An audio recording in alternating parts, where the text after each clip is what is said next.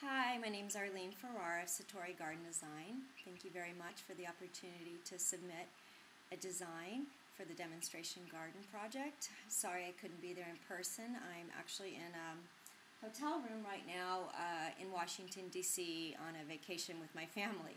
So I also want to thank the city of Santa Monica for just being a great city for homeowners and for landscape professionals in terms of the support you give to us in your efforts to be more sustainable. I'm a homeowner in Santa Monica and I really appreciate that. So let me talk about my first design. I submitted two, but this is the more informal of the two. And my first challenge I felt with this was to make it a very approachable garden, one that anyone could walk into and easily see in their front or backyard. So that was my main aim, and I also had the aim of being very sustainable in the design. I used a controlled palette of plants, but still an interesting one. Every plant is there for a purpose, and I'll get into that more specifically. My first challenge, I'd say, with this design was to create some sense of screening, and I did that over here on this edge with Phaeoa celowiana, pineapple guava, which is edible, and then the Rhus integrifolia, the lemonade berry, which is a native shrub. So after I created that sense of screening, I had a feeling of a seating area here, from which flowed these DG paths just kind of off to the side there. So I see that this could be, like I said, either in the front yard or in the backyard of a landscape. This could be the street, the house could be over here, maybe this would be a seating area off some French doors of the house over here. I see that type of approach quite a bit in Santa Monica, where people try to recapture some of their front yard. So this could be utilized in the front yard, and it could also be utilized in the backyard. In terms of a neighborhood that I feel this would fit in or inspire, I feel like it could work in any neighborhood, but if I were hard-pressed, I would say Ocean Park or Sunset Park.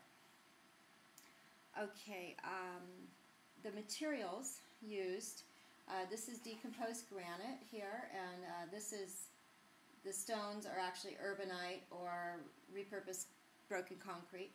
Among the urbanite is a tumbled glass mulch that is also put here and here just as a sort of a point of interest or detail along the path. I wanted to just show the homeowner that there's other options for ground material and pathway material. So I wanted to showcase some of the recycled mulch, glass mulch. Moving on to some of the other elements of the design, there are two bioswales here. There's one here and one here. They're both depressions where the water would flow down into from the garden in a heavy rain. And the plants among these two bioswale areas are suited for bioswales. There's two different juncus. There's a Carmen's Gray and Textilis, and then there's a Carex, golden edge sedge, and a Mimulus cardinalis, scarlet monkey flower. So those plants are all well suited for a bioswale situation. Surrounding those areas are plants that are much more comfortable in a drier environment, and most of them are native. I've got Salvia clevelandii, a wonderful salvia, the Winifred Gilman variety. A wonderful one. It's very aromatic, very supportive of habitat. The pink plants are the Australian fuchsia, Correa dusky bells.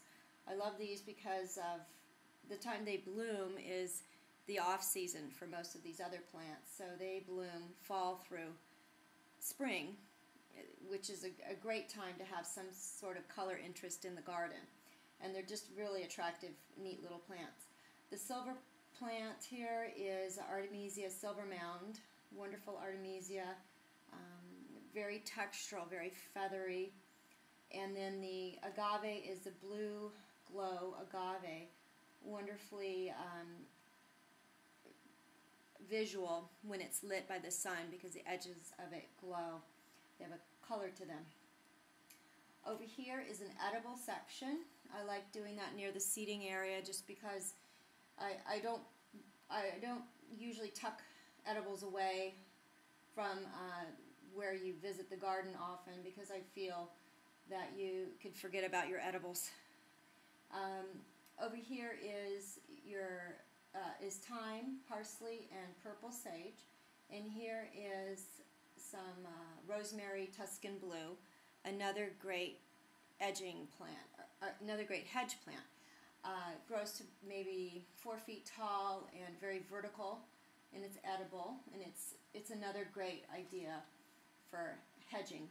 Here's an artichoke, and then over here is a raised vegetable bed.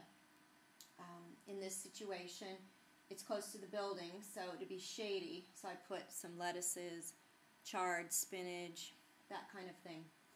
I could see the raised bed being made of a recycled steel or wood, but the steel would be great in that it would be repurposing another material and reusing it.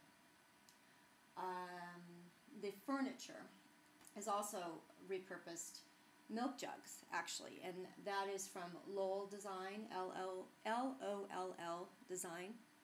They are a U.S. company and very sustainable in their entire approach to business. They are LEED certified, and they are on the, let's see, what's it called?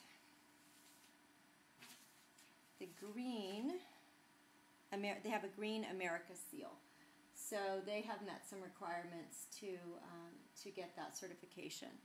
And these products are made out of milk jugs, like I said. This would repurpose about 1,700 milk jugs, these 4 items of furniture: the bench, 2 chairs, and a table.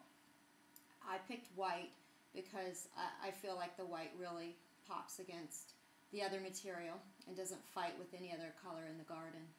And it's just a nice resting point for your eyes, the white. These items of furniture are great in that they require no maintenance, no sanding, no painting, staining, nothing other than just rinsing off or wiping down. So in closing, I believe this is a very sustainable garden in terms of the plant choices. They're low water, or they're native, or they're there for habitat. Using repurposed materials with the concrete, the glass, the steel, and the furniture made of the milk jugs. I have some edibles showcased in this garden, and some of the water stays on site through these bioswales. So that's it. Thank you very much for the opportunity.